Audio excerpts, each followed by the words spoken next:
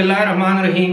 अस्सलाम वालेकुम। अबरार रशीद आपकी खिदमत में एक मरतबा फिर हाजिर है और आपसे दरख्वास्त है कि अगर अभी तक आपने इस चैनल को सब्सक्राइब नहीं किया तो सब्सक्राइब कर लें। जो बेल आइकन है उसको ज़रूर प्रेस कीजिएगा। आपका बहुत बहुत शुक्रिया।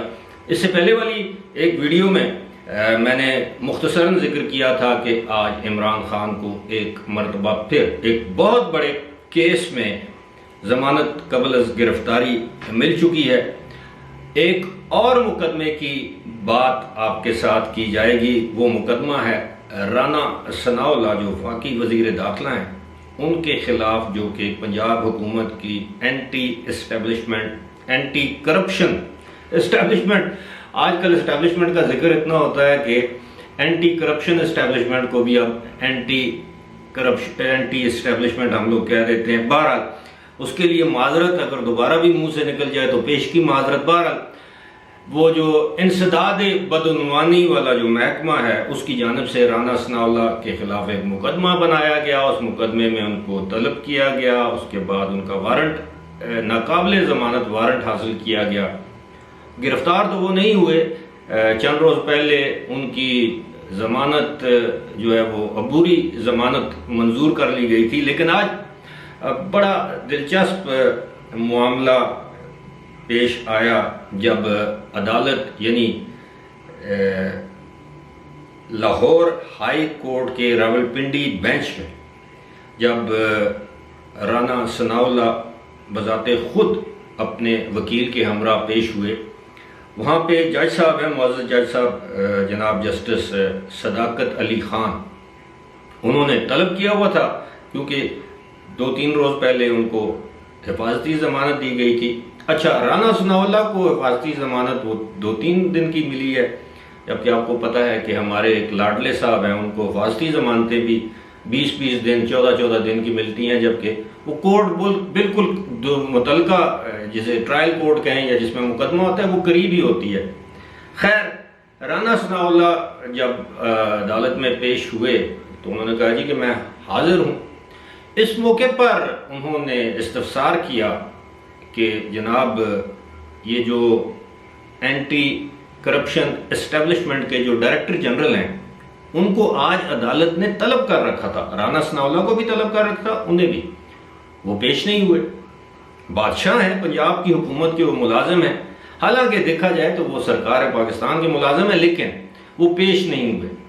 इस पर उन्होंने जो एडिशनल डायरेक्टर जनरल थे उनसे मुखातिब होते हुए मुअज़्ज़ज़ जज साहब ने कहा कि जी ये जो आपने मुकदमा बनाया है गलत किस्म का मुकदमा बनाया है, क्यों ना आपको ही जेल भिजवा दिया जाए। अब आप अंदाजा कीजिए कि हाई कोर्ट के जज साहब ये कह रहे हैं तो जाहिर है उन्होंने वो फाइल पढ़ी होगी, रिकॉर्ड देखा होगा। उन्होंने कहा कि आपने ये किस किस्म का मुकदमा बनाया है, गलत मुकदमा बनाया है कि जनाब इन्होंने जो है वो ये जो प्लाट, उन्होंने कहा कि इन्होंने तो प्लाट खरीदे हैं। क्या खरीदार को आप प्लाट खरीदने पर बदउनवानी का मुर्तकिब करार दे सकते हैं कि जनाब ये जो सोसाइटी थी इसको NOC जारी नहीं हुआ था? तो उन्होंने कहा कि ये किसका काम है, हुकूमत का काम है कि खरीदार का काम है। खैर, इस पर उन्होंने ये भी कहा कि जनाब आपने तो अपने इस जो केस बनाया है इसमें लिखा था कि ये तो इन्होंने रिश्वत में हासिल की है और साबित करें कि कैसे इन्होंने रिश्वत में ये प्लाट हासिल किए हैं, यानी ये प्रॉपर्टी हासिल की है। इसका भी उनके पास कोई जवाब नहीं था। जाहिर है झूठ पर मबनी एक मुकदमा बनाया गया था तो अदालत ने यही कहना, उन्होंने कहा कि जनाब आप इसको साबित करने वरना मैं आपको जेल भिजवाऊंगा। इसके बाद उन्होंने कहा कि जी मैं मज़ीद तफसीलात इस मुकदमे की लेकर आए और 28 अक्टूबर की तारीख दे दी अदालत ने और दोनों फरीक़ैन को दोबारा बुलाया। अब जाहिर है राना सनाउल्लाह शायद उस दिन हाजिर हों ना हों ये मुझे मालूम नहीं, लेकिन अब ये जो ज़मानत जो उन्हें दी गई है उसको जाहिर है ज़मानत नहीं दी गई, वो बुनियादी तौर पर वो जो वारंट हैं उनको मुअत्तल किया गया है जो राना सनाउल्लाह की गिरफ्तारी के हवाले से 10 अक्टूबर को जारी किए गए थे। अब वो वारंट तो मुअत्तल रहेंगे, लेकिन अब क्या है, उल्टा ये वबाल जो है वो एंटी करप्शन एस्टेब्लिशमेंट के गले में आ पड़ी है। जब सरकारी मुलाजिम अपने सीनियर्स के कहने पर गैर कानूनी अहकामात मानते हुए इस तरह के मुकदमात दर्ज करेंगे तो उनको हर फोरम पर शर्मिंदगी का सामना करना पड़ेगा। अब आप अंदाजा कीजिए, ये जो एडिशनल डायरेक्टर जनरल हैं, ये ग्रेड 20-21 के मुलाजिम तो होंगे, अब उनकी कितनी शर्मिंदगी हुई अदालत के सामने एक गलत किस्म का मुकदमा दर्ज करने पर। और इस तरह के मुकदमात अगर मौजूदा हुकूमत यानी मरकजी हुकूमत भी कायम करेगी तो उसके अफसरान को भी एक न एक दिन जवाबदेह होना पड़ेगा। अब माजी में आपको याद है कि राना सनाउल्लाह के खिलाफ हेरोइन का केस बनाया गया था, वो याद है, वो शहरयार अफरीदी जान अल्लाह को देनी है, मैंने फुटेज देखी है, मैंने वीडियो देखी है, हमारे पास सबूत है। जब अदालत में सबूत पेश करने का वक्त आया, मौका आया, तो कुछ भी नहीं था। क्या था?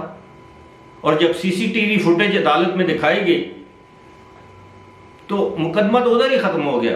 अगरचे वो मुकदमा चल रहा है, राना सनाउल्लाह जमानत पर हैं, 8-9 महीने के 11 महीने जेल काटी है। अब ये जब आप इस तरह के केसेस बनाएंगे तो उनका अंजाम क्या होगा? यही सूरत हाल मरियम नवाज शरीफ की जो बरीयत हुई है, वो तो उनका जमानत देते वक्त उस वक्त के चीफ जस्टिस आज भी वही हैं, अतर मिनल्ला ने ये वाज़े तौर पर कहा था कि इस केस में तो मफरूज़ों की बुनियाद पर आपने जो है वो ट्रायल कोर्ट ने सजा दी है, और ये इमरान खान के दौर में हो। अब उसी केस में बरीयत हुई है तो ये कहते हैं जनाब इनको एनआरओ मिल गया। अब ये एनआरओ किसने दिया है? वही जज साहब यानी जस्टिस अतर मिनल्ला आपके हक में फैसला दें तो आप वाह वाह करते हैं। जब वही अदालत मरियम नवाज को बरी करती है तो आप कहते हैं जी एक एनआरओ मिल गया। अब वो जज साहब की कौन सी अदा आपको पसंद है? जो आपके हक में फैसला आए वो पसंद है, जो आपके मुखालिफ के हक में आए तो आप कहते हैं जी एनआरओ दे दिया। मैं समझता हूं कि कम से कम इस पर तो आइंदा किसी समाज में जस्टिस अतर मिनल्ला साहब को ये बात करनी चाहिए कि ये क्या है कि मुझे फेवर दी जाए या मुझे किसी मुकदमे में बरी किया जाए तो वो बड़ा जबरदस्त काम है, जमानत मिल जाए तो बड़ा जबरदस्त काम है, लेकिन मेरे मुखालिफ को अगर बरी किया जाए, उसके इल्जामात से उसको बरी किया जाए या मुकदमात खत्म किए जाएं, तो मैं कहूं कि नहीं जी अदालत का ये फैसला दुरुस्त नहीं है। खैर इसमें मैं समझता हूं कि जाहिर है हमारे अदालती निज़ाम भी उस पर भी वो भी जिम्मेदार है। माजी में इस तरह के फैसले हुए हैं, आप सबको मालूम है। इवन जो पीटीआई वाले हैं वो दिल से अगर इधर हाथ रख के वो सोचें, पूछें अपने आप से, अपने ज़मीर से, अगर उनका ज़मीर जिंदा है तो वो किस तरह के फैसले थे? क्या जुल्फ़िकार अली भुट्टो को फांसी लगाना दुरुस्त फैसला था? क्या मियाँ नवाज शरीफ को नाअहल करार देना और वो जो बेटे से ना ली हुई तनख्वाह को असासा डिक्लेयर करना अदालत की जानिब से, क्या ये दुरुस्त फैसला था?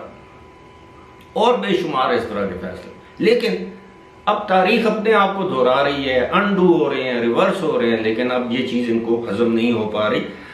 तो राना सनाउल्लाह वाला जो केस है, अब ऐसे लगता है उसी हेरोइन वाले केस की तरह ये एक मरतबा फिर केस बनाने वालों के लिए वबाल बन गया है। फिलहाल मुझे दीजिए इजाज़त। खुदा हाफिज़।